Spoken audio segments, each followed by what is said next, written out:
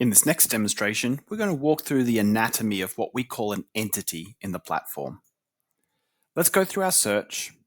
Let's filter by a person and sort by relevance. Close the filter and let's take the first record here. What you see now is the overview of this individual's page, where it'll break down not only the general properties, but also the related records. And it'll also break down into its different entity property groups as well, whether it's bank accounts, payment cards, or phone number information as well. We can see the sources of where this data came in from, and this is what we call the single view of this record. As we head to the properties, we can see a breakdown of all the metadata associated with this individual. We've got 2 pages here, things like birthdays, ages, first names, etc.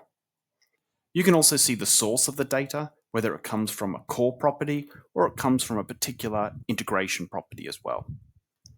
We can search through our properties, we can filter by the different groups, or we can filter down by just where the data came from.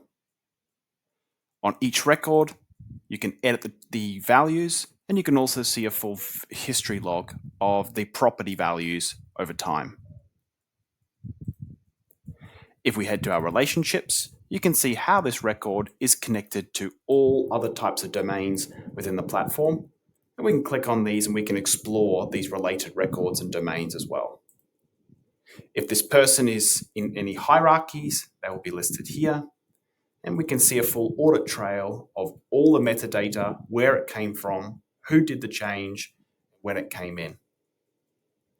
We can also see an explanation log that details why the record is in a certain state. So for example, if I click records and drill this out, you can see this is actually all the internal processes that went through in the CluedIn platform to go and bring this record together. So for example, you can see under the normalized properties, you can see that it normalized the date of birthday, and it also updated the phone number from this to this automatically. And finally, we can see the topology, which shows you a breakdown of how this record was composed across all different data sources.